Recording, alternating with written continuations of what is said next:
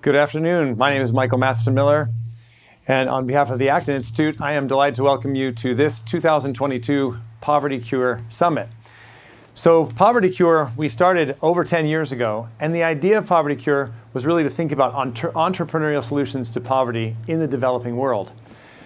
And as we made the film Poverty Cure, the Poverty Inc., and then the DVD series Poverty Cure, many people said, oh, this relates so much to what happens in the United States. And we'd really like Acton to focus some of their efforts on thinking about poverty in the United States. And so we're beginning a new center looking at social capital, at poverty, and all the difficult complexities.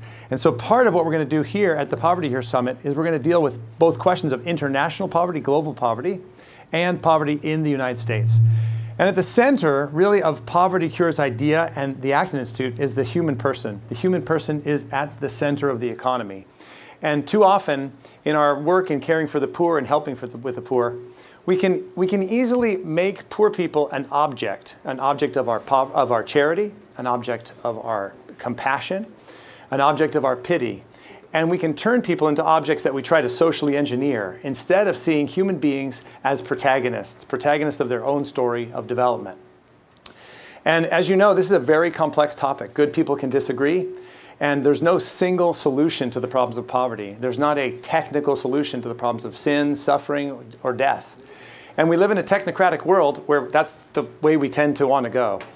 So one of the things we're trying to do both here at the Poverty Cure Summit and at our new center, Poverty and Social Capital at the Acton Institute, is to really wrestle with multifaceted, complex things.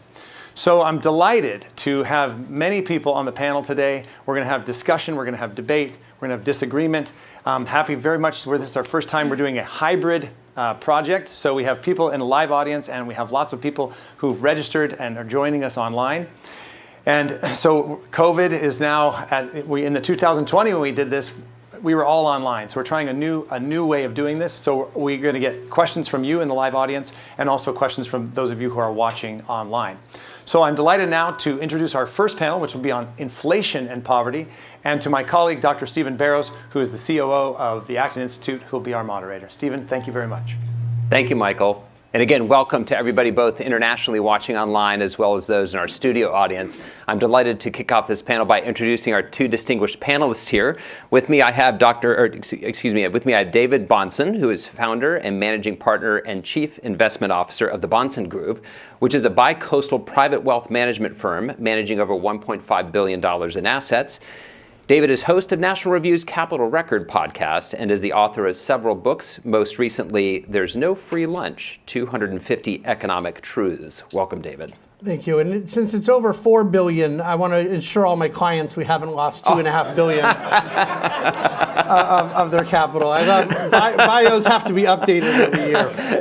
Thank you. And I also would like to welcome then Dr. Alexander Salter. Alex is Comparative Economics Research Fellow at the Free Market Institute and an Associate Professor of Economics at Texas Tech University. He has authored more than 70 scholarly publications and recently co-authored the book Money and the Rule of Law, published by Cambridge University Press. So welcome to you, Alex. Great to be here. Thanks for having me. Well, as Michael had mentioned, today we're going to kick off a discussion on inflation, which is a topic that is particularly gaining focus here in the United States. But of course, we have an international audience that is affected by inflation as well. And you know, inflation, of course, many different dimensions of it. But one of the things we do know is that it impacts people in different ways. And we're going to focus especially on how it impacts the poor. So why don't I begin with you, Alex, and just the basics. So what is inflation, okay, and where does it come from? Great place to start. Inflation means that all prices are going up at once.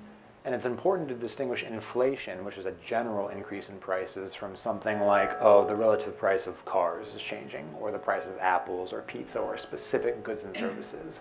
What we're actually talking about here is a change, specifically a fall, in the purchasing power of the dollar. A given amount of money that you have in your wallet is just going to go less far. As to where it comes from, typically comes from an excess supply of money over the demand to hold it. When you have more and more money chasing fewer and fewer goods, that's a recipe for inflation. So when I think about inflation as you described it, the less purchasing power of money, sometimes you'll hear people that will say, well, why don't we just control prices? Like, why don't we just handle with it that way? Can't we just control prices somehow? Why is that not a solution, or is it a solution? It's not a very good solution. Price controls can absolutely keep the dollar price of a good or a service from changing, but it can't prevent all the destructive secondary consequences that come from price controls, like surpluses or shortages. So what we really have here is a macroeconomic problem, and so we need macroeconomic policy solutions. The most important thing if you want to fight inflation is get control over what the central bank is doing. Try and get it on a rule-bound framework that's going to produce price stability as an outcome. You also need to reform your fiscal processes. Although I don't think that deficits and expansionary fiscal policy directly cause inflation, it is the case that lots and lots of spending by Uncle Sam puts political pressure on the Federal Reserve to accommodate those deficits and debts. And we actually saw that following COVID. With the massive increase in government spending, you had central bankers who thought that they had to step in and basically stabilize the market for government debt. That's a great recipe for flooding your financial system with liquidity, and that's a great recipe itself for driving up prices. So Alex, you had mentioned it's a macroeconomic problem. And so David, I want to turn to you. Thinking from a macroeconomic perspective, sometimes people can think of inflation as just this big picture problem, but does it impact people in different ways? Are some people able to adapt more easily than others? Or what do you think about the individual impact that it touches lives? Well, there's no question. I don't fully agree with Alex's diagnosis of the particular inflation we're dealing with now, but I agree with him that it's a macroeconomic issue, and that when you're dealing with macroeconomic challenges, they're often disproportionate in their impact.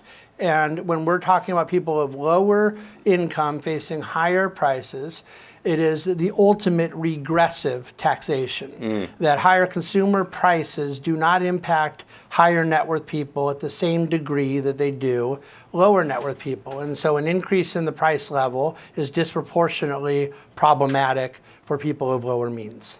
So sometimes people have mentioned to me that if you have an individual who's on a fixed income, okay, can their fixed incomes change in response to inflation, or how does that mechanism work? Well, usually people are talking about folks on a fixed income, meaning that they have a pension fund or Social Security. And ironically, those are themselves embedded with inflation adjustments. As a matter of fact, Social Security is about to have its highest adjustment in many, many moons next year, as people are going to be getting, I think it's an 8.7% increase in their payment. So those who are defenders of instability in the price level say the wages are going higher proportionate to where expenses are going higher. Of course, the problem is it doesn't address the underlying causation of what is causing price instability to begin with.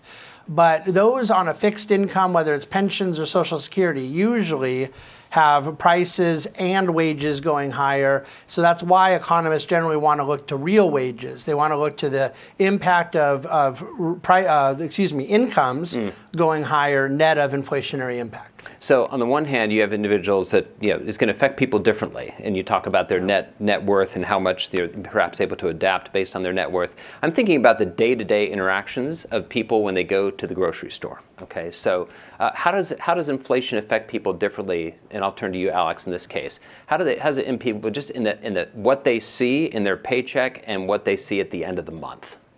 It's incredibly difficult to cope with. Because usually, not always, but usually, and in this case, what you typically see when inflation starts to pick up is real wages, inflation-adjusted wages, fall for a time period. Inflation-adjusted wages have been falling in the United States since Q2 2020. That means that ordinary workers are having to do with less actual purchasing power. The money that they have doesn't go as far. So when their wages aren't keeping up with inflation, and they go to the gas pump and have to pay twice as much for a gallon of gas, when they go to the grocery store and they find that their food bills are up 15-20%, that's obviously going to pinch. And as David pointed out very appropriately, that pinch is not going to be the same across income levels and wealth levels. We really do have to be concerned about the disproportionate effect of inflation on the least among us. Any response to that, David?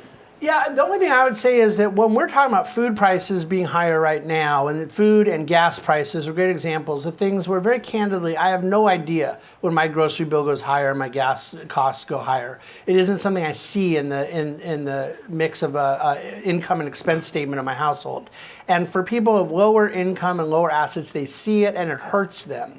But our society seems to, including many on the economic and political right, have tolerated the most significant impact of this for decades and built an entire economic cult around it, which is this notion of permanently escalating housing prices above the level of real income growth. So while these 2 years of food prices going higher is hurtful, 25 years of far higher housing price inflation, which equals rent price inflation as well, is to me far more problematic, and yet coming from a completely different causation than what we're talking about with food and energy. So let's dig into that a little bit, because we see one of the manifestations of higher rates of poverty is the homelessness that we've seen, especially in major urban areas. I'm sure that's multifactorial. But you're addressing the price of shelter, right? Yeah. So what is it policy-wise that may have contributed to this exorbitant increase in the price of shelter, especially for those individuals who have low incomes? I want to be careful about the premise, because I think we have another panel later, it's going to be delving into this in a deeper way.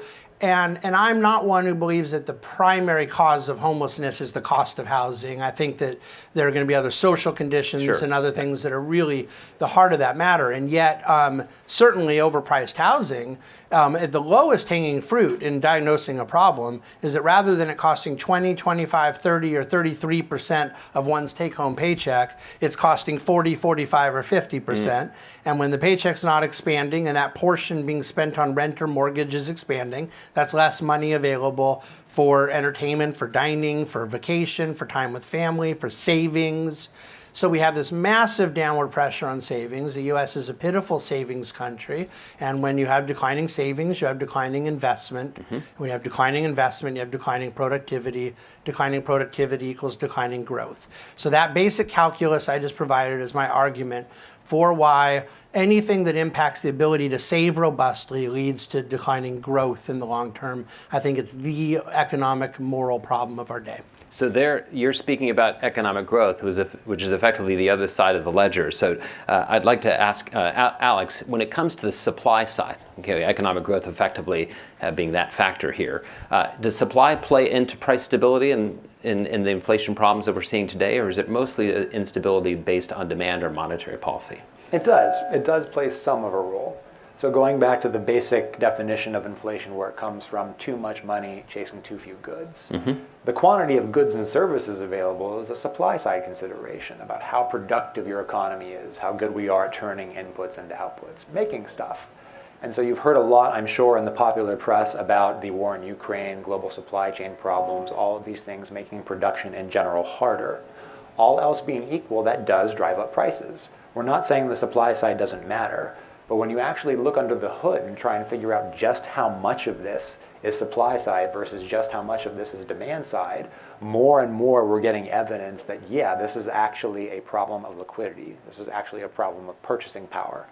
Not that the supply side doesn't matter, but that horse is being outrun by the demand horse. And I say this as somebody who, as recently as fall 2020, thought that this was primarily supply side inflation. I got that prediction wrong. And so I think that now we have to be honest about acknowledging that demand, monetary policy, and also indirectly fiscal policy is in the driver's seat here. Interesting. Similar view or different view? Oh, polar opposite. I would like to tell Alex not to worry. He was right the first time. So I do understand where he's coming from. And the notion, and he's right, there's a mixed bag of this. It's very hard to do an attribution of a particular good or service as a price increase, and we want to go do some sort of regression analysis to determine how much is demand, how much is supply. What I know on a more secular or structural basis is that the decline in velocity, the decline in loan demand, and the decline in productivity growth in overly indebted and overly printing pressed economies has created massive disinflation in Japan, European Union, and the United States until 18 months ago, where I think the far more Occam's razor of what we're looking at is on the supply side. I do want to point out that demand-supply issue that I say is hard to attribute across an aggregate price level, it's not hard across energy. We are not right now using any more barrels per day than we were pre-COVID. It's a little bit lower, but it's close enough. It's gotten back up to about the same demand level. But oil prices were $50, now they're $86. Before Ukraine, they were $82. Ukraine didn't push up oil prices. What we have is a significant downward pressure on supply that has specifically caused price level to go higher.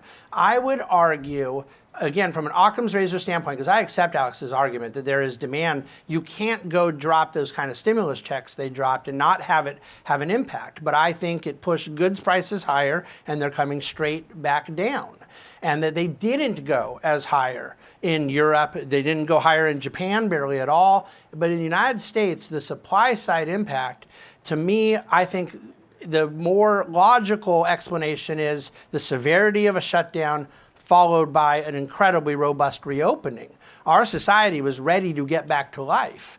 And yet you can't click the supply side switch that quickly. And I think they were caught with a tremendous supply-demand imbalance we're still going through today. I was working on a paper from my hotel room early this morning.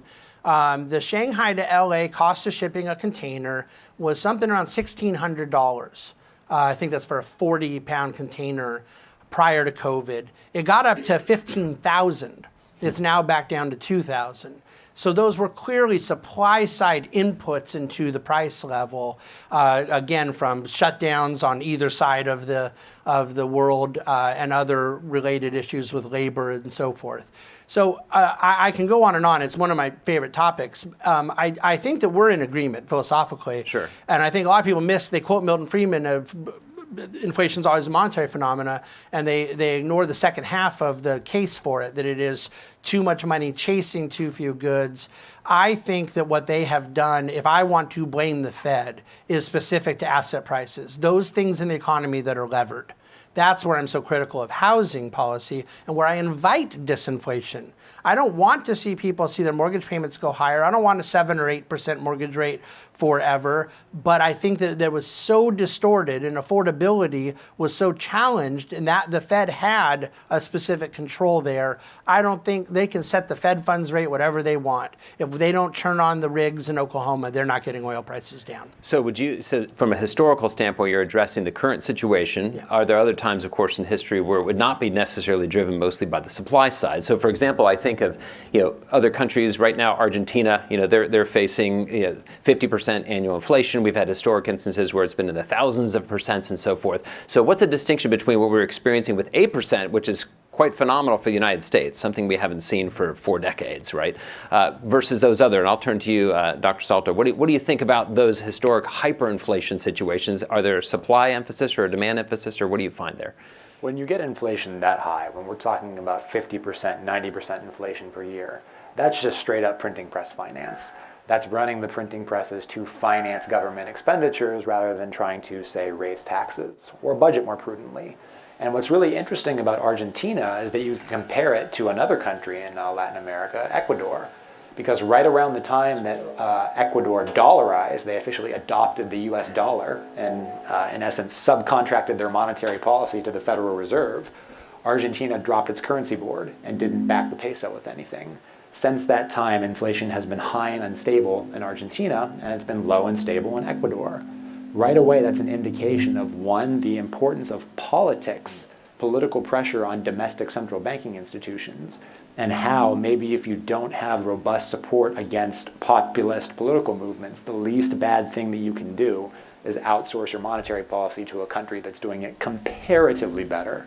I don't want to argue that the United States Federal Reserve is good at its job by any objective measure, but as with many things in economics, it's not about good or bad. It's about compared to what? Comparatively good or comparatively bad.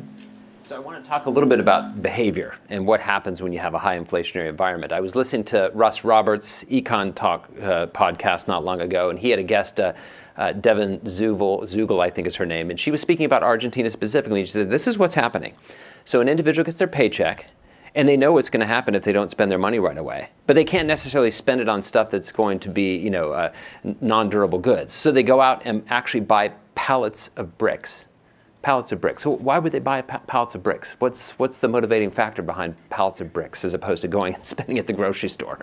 So I suppose on the one hand, I think they're thinking, I'm going to eventually get the assets I need to build a house, right? And they know that a pallet of brick is going to be a tangible asset that's probably going to move along with inflation. It's a good place. It becomes the store of value. Would you say? Yeah, I think that's right. And I think that the analogies that we'll use often with Zimbabwe, Argentina, Venezuela, and various other countries that have experienced hyperinflation, Dr. Sauter is 100% right. These are printing press inflations.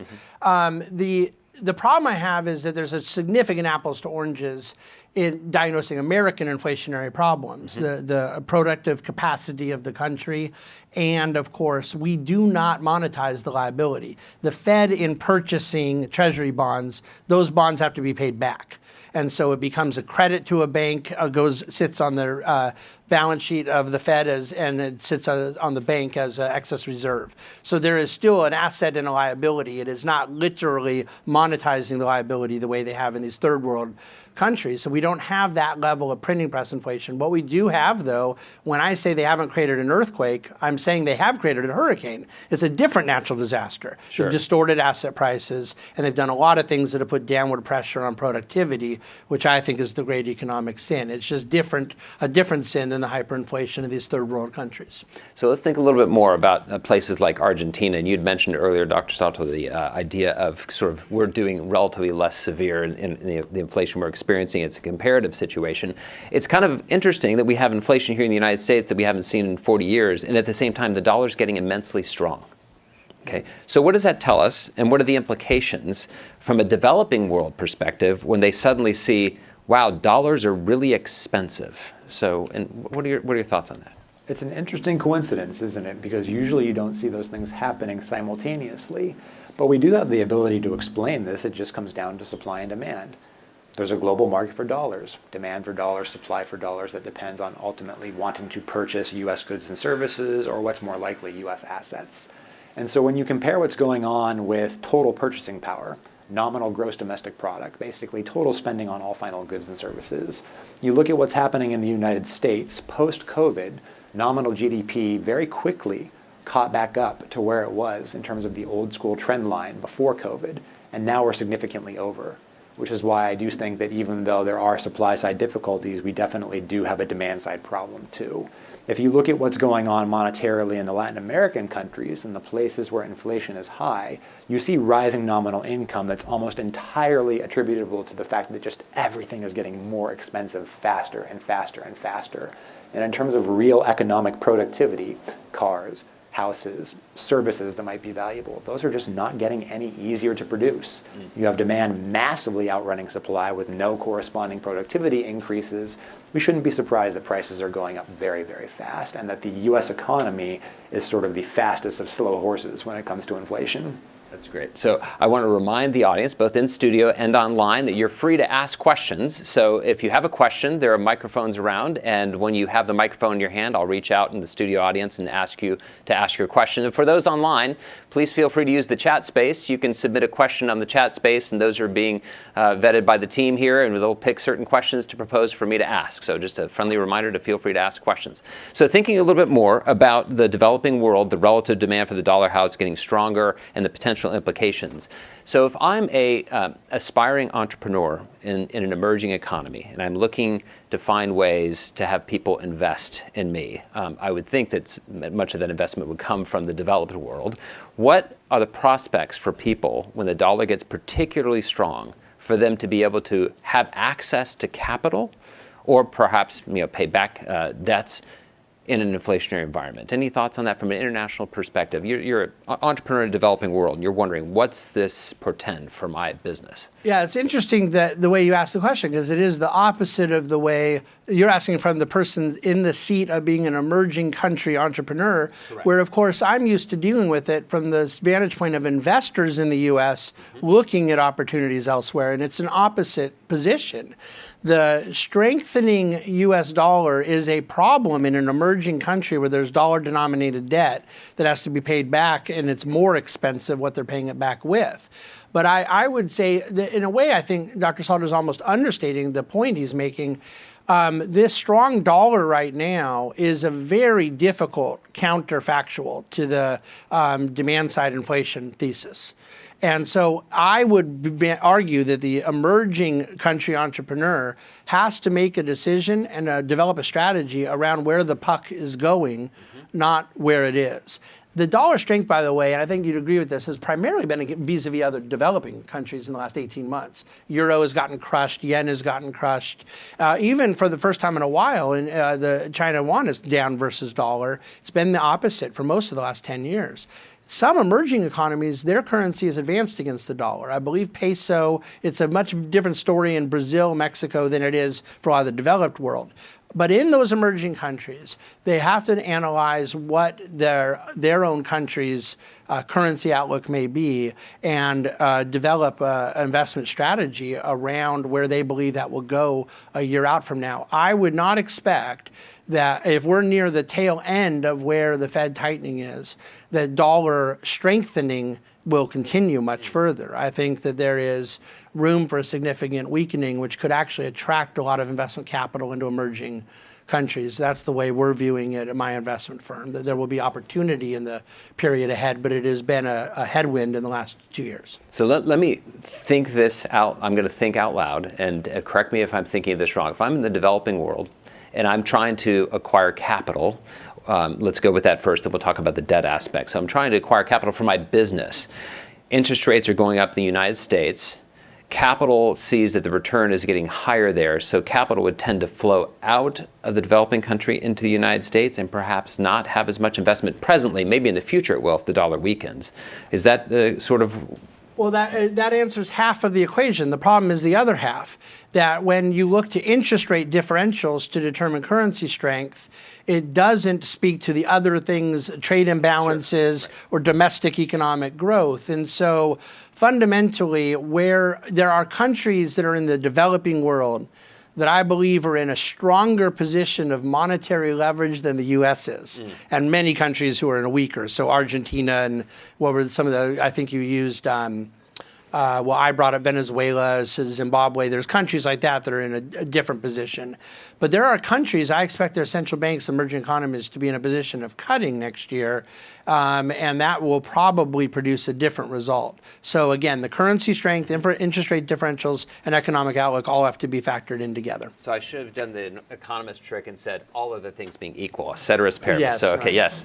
So what I'd like to do now is talk a little bit more about the moral dimension of inflation. And I'm thinking moral dimension, there's all sorts of aspects on the supply side, policy, and how it impacts the supply side. But let's focus on the central bank, because we know the central bank is a key player in any kind of currency stability.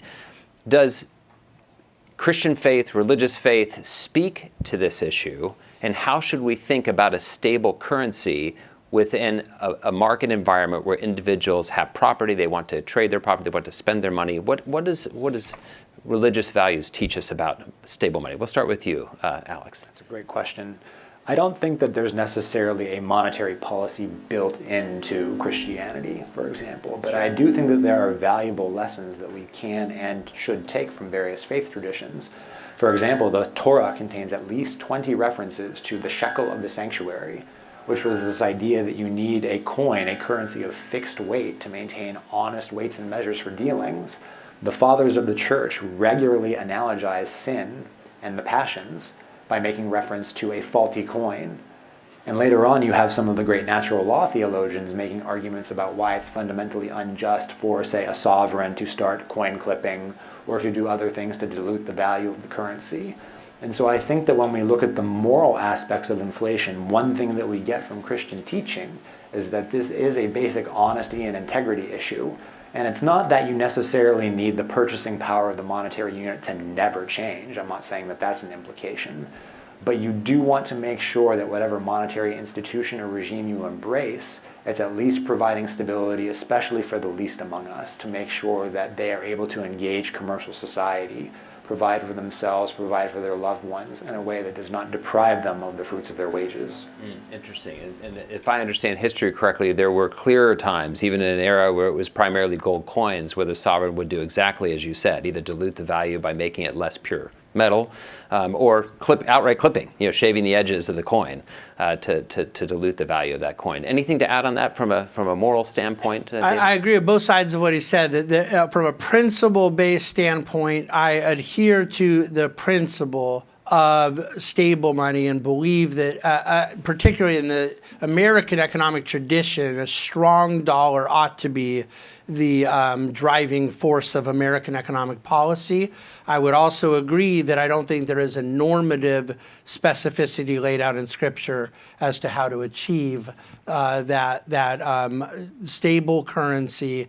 And so I think that we have to derive it from first principles and not try to make a normative out of particulars that may or may not have various trade-offs that a lot of people are uncomfortable discussing. So let me ask you this, a stable currency, in an ordinary economic environment where you have increasing productivity and growth, would the default be steady deflation?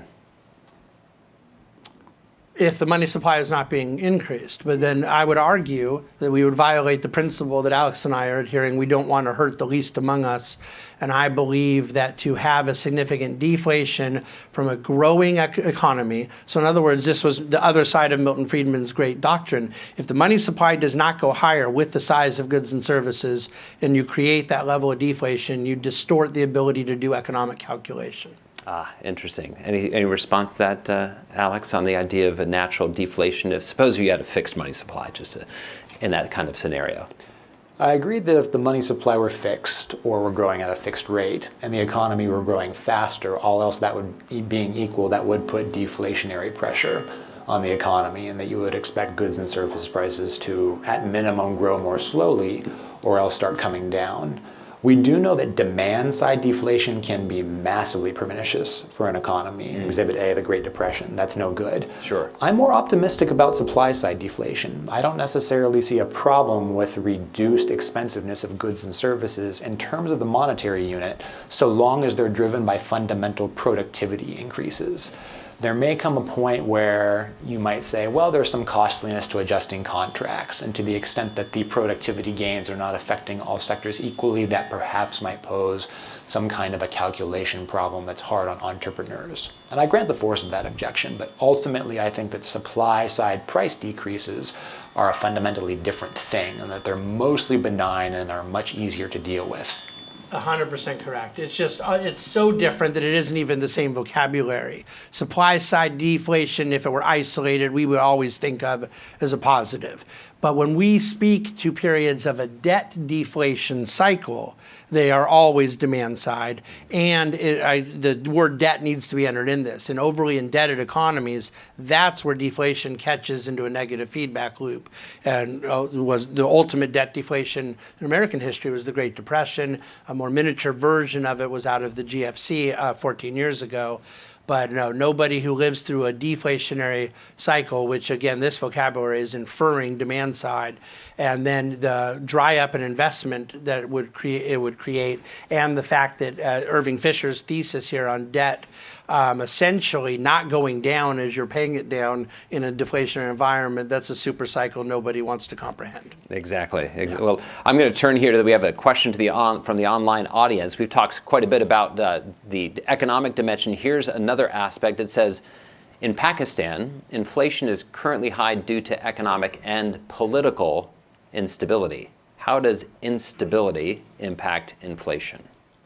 Alex, what do you think? Well, let me turn to you first. Great question. There are actually multiple channels through which political and economic instability could affect the purchasing power of the domestic monetary unit. The most obvious is if the public doesn't expect the government's financing strategy to be credible, that makes it much more easy to turn to printing press finance. So that's sort of an indirect monetary argument in disguise.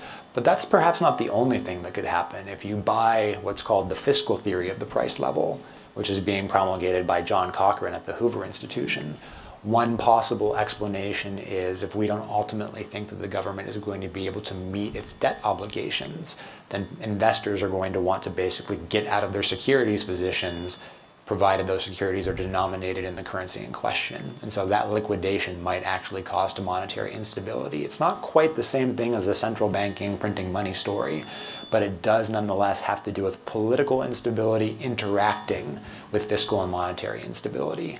And so you definitely want to make sure that you can get your basic political and economic institutions on as strong a foundation as possible if you want some predictability and the purchasing power of the monetary unit, because that's what ultimately matters.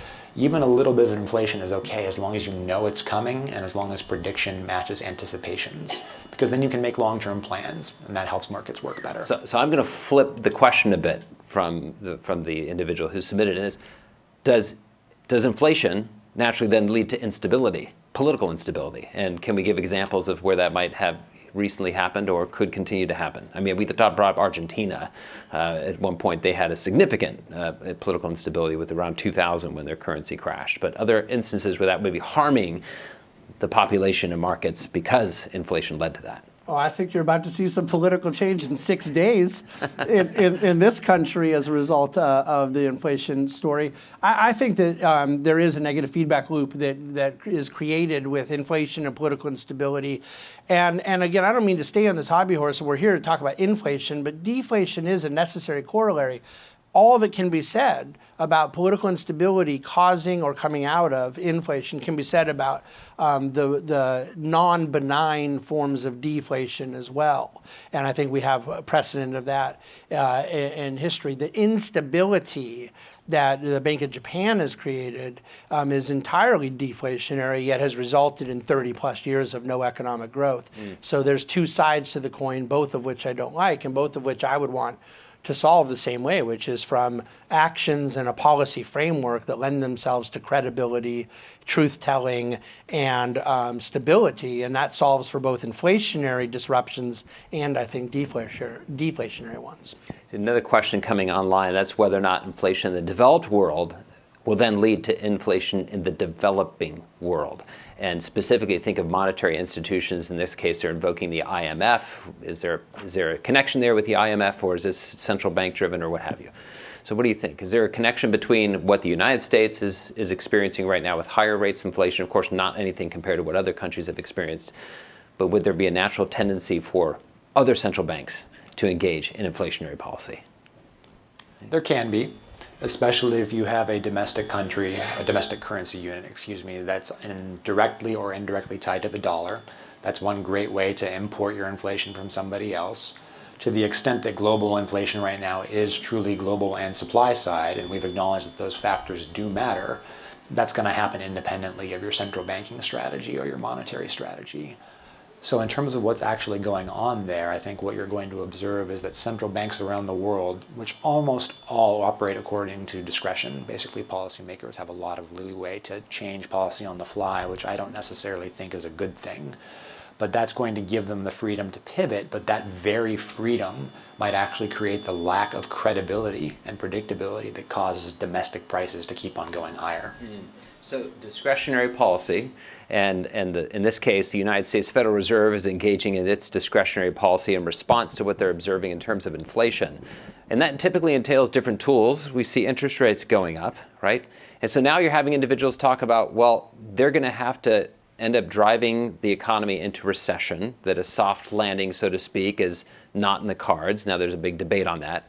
But how do we think about this in terms of inflation and then the business cycle impacting different people to different degrees? And I want to go to you, David. Yeah, I mean, this is one of my biggest pet peeves in the current conversation, and it's become a pet peeve, to be honest, because I think many of my friends on the right are guilty right now of, and you talk about a discussion on poverty and how it affects those of lesser means.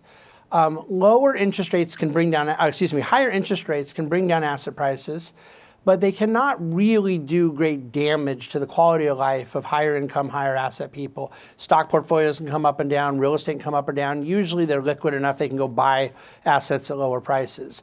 The reality is that if we buy into this narrative that we agree that jobs are causing inflation, and what we really need is a lot of people to lose their jobs, I'm sorry, but it's not high-paying lawyers and finance people that are going to lose their jobs. So what they're talking about in trying to create demand erosion for the purpose of using the rate policy tool to create demand erosion to bring down the price level is going to be entirely felt by the bottom quartiles of wage earners, and I think is a patently immoral way of thinking. And we become closet Phillips curvers in this current conversation, and I don't understand why. Interesting. So how about you, Alex? Do you agree with that, or you do have a different perspective on the idea of it's going to impact different people, especially those with lesser means, more severely? I definitely agree with that in terms of the distributional consequences. And I also agree that most of our policymakers are either implicitly or explicitly operating with a model where there's a simple trade-off between inflation and unemployment. And I think it's important that we not concede that, because that's the ball game. Amen. We know, if we know nothing else in economics, we know that you can have full employment with 10% inflation, with no inflation, or anywhere in between. There is no inflation-unemployment trade-off. The reason why it looks like there is one is policy instability and policy credibility. If you run the printing presses faster than markets expect, you can temporarily get an employment boost. And if you run the printing presses slower, you can get an employment hit, or do the equivalent policy with interest rates, depending on what mechanism the central bank is currently using. But the thing that's driving that isn't monetary policy per se, it's the lack of predictability and intelligibility. If we can get policy on a clear, credible, rule-bound framework, we don't need to impose these massive costs on the least among us. We don't need to really soak the bottom quartile of the income distribution. There can really only become, these things can only go so far before you have to suggest that it's outright policy malfeasance in terms of this stop and go. It's not an artifact of this policy that we need to burden labor markets. We're doing it because we're pursuing good goals in fundamentally counterproductive ways.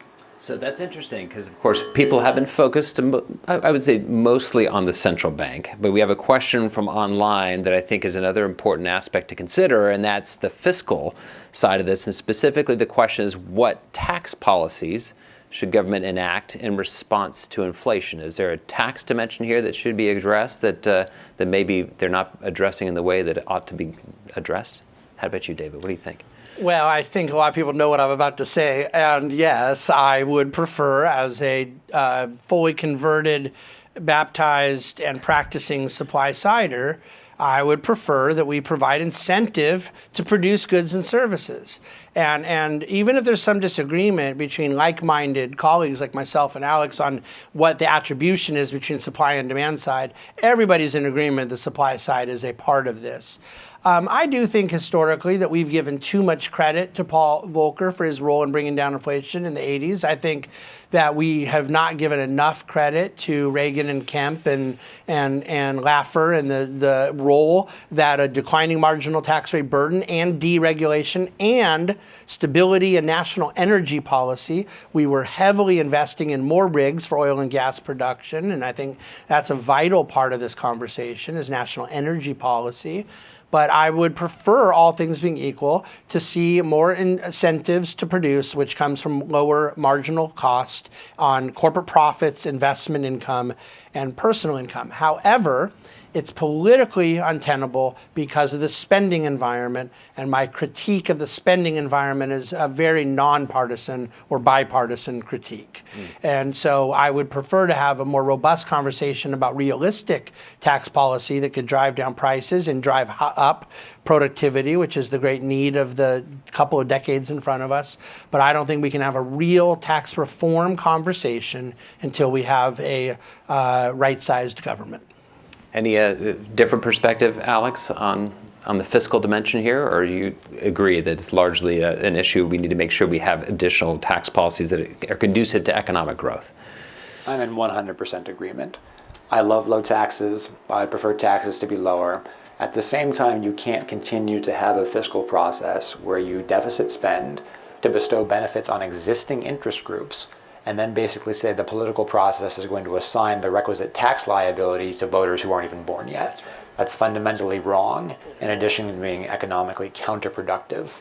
So I think that we have to be much more serious about fiscal responsibility, and that we frankly have to admit, given the pressure that's going to be put on central banks to monetize the debt, if we have deficit and debt problems, we really have to have an honest conversation about saying we can discuss tax cuts for supply side reforms, but for every percent that we cut taxes, we have to cut spending growth more.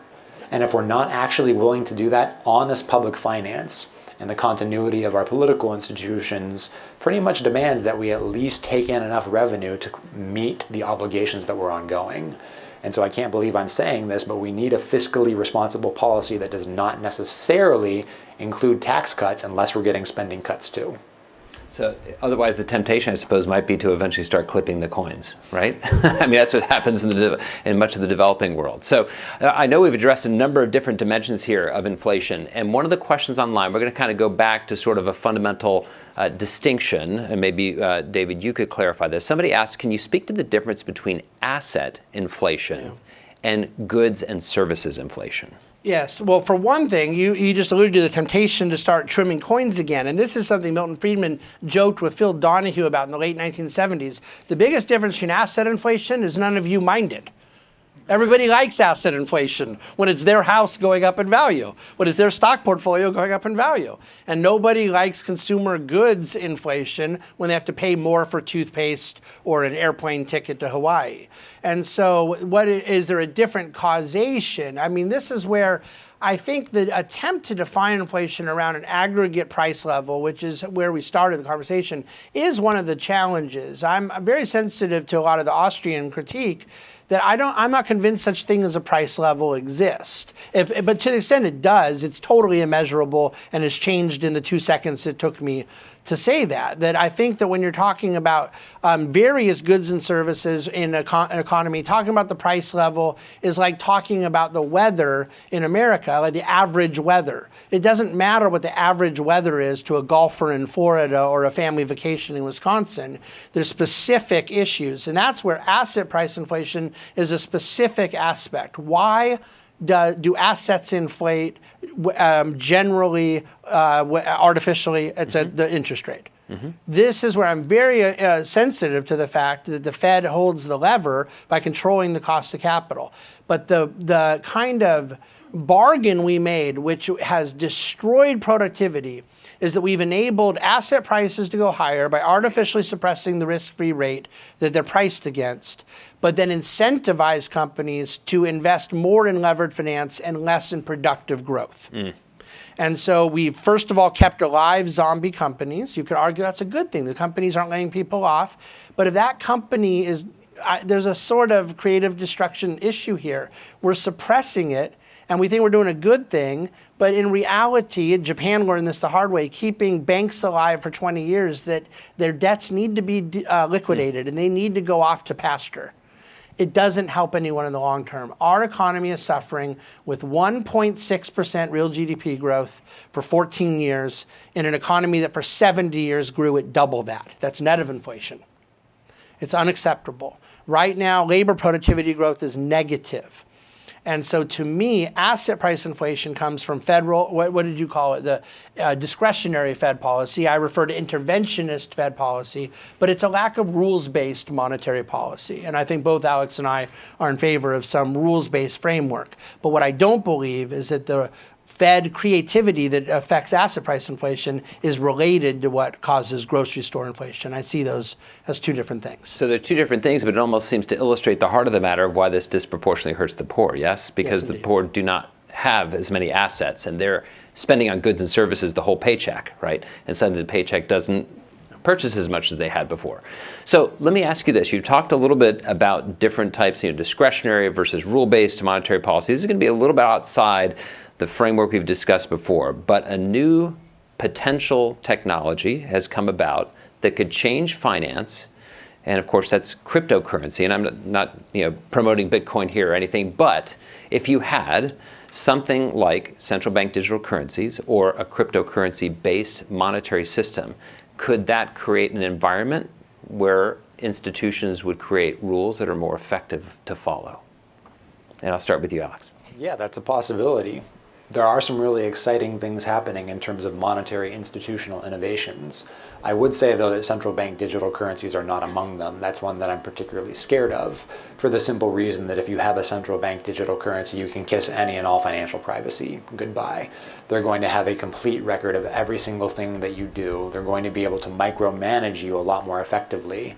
Imagine your CBDC balance is shrinking at 2% every year because they want to stimulate spending. They can do that if that's the asset that you choose to save in. They might not find it prudent at any particular moment in time, but I frankly don't trust Washington with that kind of pressure. with that kind of power. When you're looking at cryptocurrencies, though, I think one of the interesting things there is they could, in theory, serve as the foundational asset for alternative financial intermediation and alternative banking procedures. So whereas before, back in the days of the gold standard, for example, you had private bank liabilities that were denominated in and redeemable in gold, there was no reason that you couldn't have a system like that today, except the ultimate medium of redemption is now Bitcoin or some sort of similar cryptocurrency. It's interesting to think about. I'll be particularly honest, I don't think it's likely to happen. But part of the job of a monetary economist, especially from an institutional perspective, is to have that kind of imagination and think about better ways that we might be able to do these things. So even if it's not necessarily likely, I think that we should at least be willing to talk about the potentials that those technologies offer for financial innovation and economic stability, if it comes down to that. I totally agree with you, by the way, on the privacy risks of CBDCs. I don't think that that central banks are going to ignore moving in that direction. So I'm hoping there's some kind of a framework that can at least prevent it from becoming, maybe crossing the fingers. So what about you, David? Changes in finance because and its impact on inflation because of this. We hear the phrase digital gold. I mean, people have invoked that, and whether or not people agree with that, that's at least what people envision as a possible future. So they unpegged the dollar from gold finally and fatally in 1971. 1980, gold was at $800 an ounce. It's 2022, gold's at $1,800 an ounce, about 50% of its inflation-adjusted value. So over 42 years, gold has seen its value drop by half relative to inflation. So referring to crypto as digital gold may not be a very good argument. Now, what about crypto? Well, at the beginning of the year, we had some price pressures coming in 2021, a lot of debate where 22 would go. Crypto was at 69,000, and it got down as low as 18,000. It sits at 20,000 this morning. So crypto, in the year of the most inflationary environment in the United States since the 70s, has lost 70% of its value. So the argument for using blockchain to affect greater monetary stability or efficiency is, to me, an argument I'm entirely open to. The argument for the underlying value of the crypto coins somehow being set out on an island immune from federal interventions, privacy concerns, grifters, corruption, and it becoming that stable medium of exchange that disintermediates the dollar, I have really upset a lot of people with my view that it's a laughable thesis. Laughable. Certainly the technology has far outpaced any kind of rule of law or institutional framework to address it. Or market utility. Yes, absolutely. Other than rank criminality. There's no store of value, right, as you've illustrated. Doesn't seem to right? be. Yes. No, any tweet from Elon Musk can make it go up or down 20% in 5 seconds. Absolutely. Well, I hope the technology underlying it can at least create some DeFi opportunities which will reduce friction in the marketplace. So that would be one dimension here. So taking a look then, we have another question coming from online. Now this is an interesting one and kind of appropriate for this current state of the economy. Can protectionism help curb inflation? Okay, so why don't we start with you, Alex? In brief, I really don't think so. If you have demand-side inflation, conditional on demand-side inflation, it's about the money supply exceeding money demand. If you have supply-side inflation, it's about ultimately productivity falling. It's hard to see how protectionism would tackle either of those things. It doesn't solve the money problem conditional on having a money problem. It doesn't solve the productivity problem conditional on having a productivity problem. In fact, it might actually make the productivity problem a little bit worse, since protectionism would actually impede the allocation of resources to their highest valued uses. So it's not clear to me that protectionism is a way that you would want to go under any circumstances, but especially in terms of fighting inflation, which isn't to say that you can't talk about having, say, a general small tariff for revenue purposes, but a revenue tariff and a protective tariff are completely different things. The whole point of a revenue tariff is for people to continue trading so you can get some revenue, versus the whole point of a protective tariff is to choke off international trade because your goal is to protect domestic manufacturing. And I don't think that that's a way that you want to go to preserve the integrity of the dollar. And David? Dr. Salter is so much nicer than I am and so much more academic. I would say that he's exactly right, but I would just emphatically emphasize that I think protectionism exacerbates inflation. It does not curb it. And in fact, one day in a environment where the partisan alignments are different, we'll be able to talk more honestly about how much protectionism around semiconductors has hurt this inflationary environment. I don't think we're ready for that conversation till sometime after 2024. So let's start to, we have about 5 minutes before the end of the panel. And I'd like to kind of shift gears to saying sort of more future-oriented. If you were going to advise the central bank and our government and say, look, here's what you should do to try to help especially the least among us and not have inflation continue to harm the least among us, what would you advise? Let's start with you, Alex. There have been two massive monetary policy mistakes that come to my mind immediately. The first was switching to a floor system for interest rates from the corridor system than we had before. Because what that's basically done is it's allowed the Federal Reserve balance sheet to become arbitrarily large without affecting general prices, provided they're actually willing to disintermediate, which means the central bank now has much greater power to allocate credit. When you have political elites allocating credit, that is going to kill productivity. There's no ifs, ands, or buts about it. So we got to go away from that. We also have to get away from the change in the monetary policy framework that was adopted in August 2020, when the Federal Reserve, which has a self-adopted inflation target, basically said, we're going to stop trying to hit 2% inflation every year.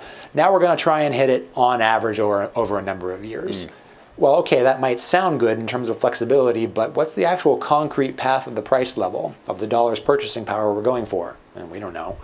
Well, what's our baseline year?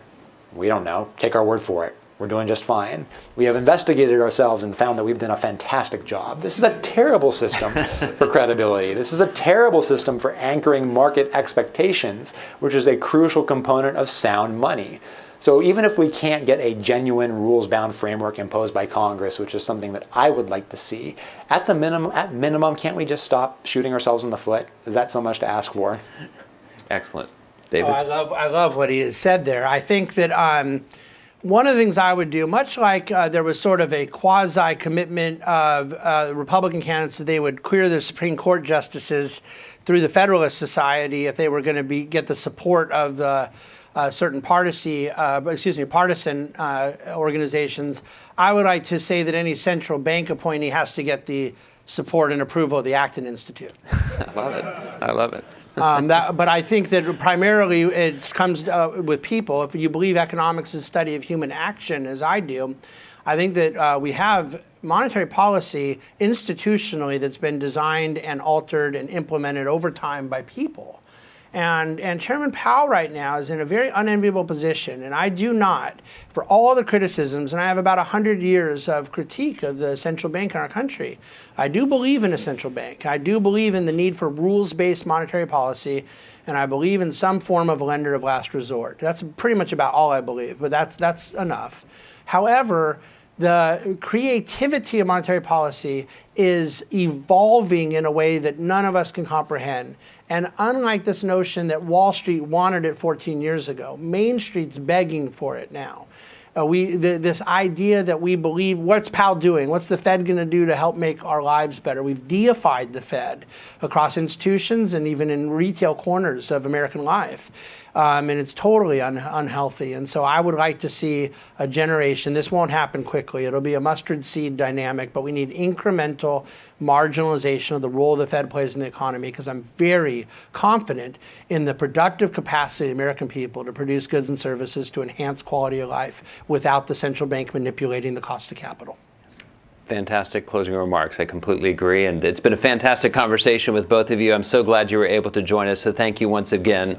And for those of you in the audience and online, I just want to let you know that after a short break, we will hold our next panel on the topic of Muslim charity. That panel begins at 1 p.m. Eastern Time and is pre-recorded. Now, for those of you who are online, you can still participate live in the chat space, and we encourage you to do so.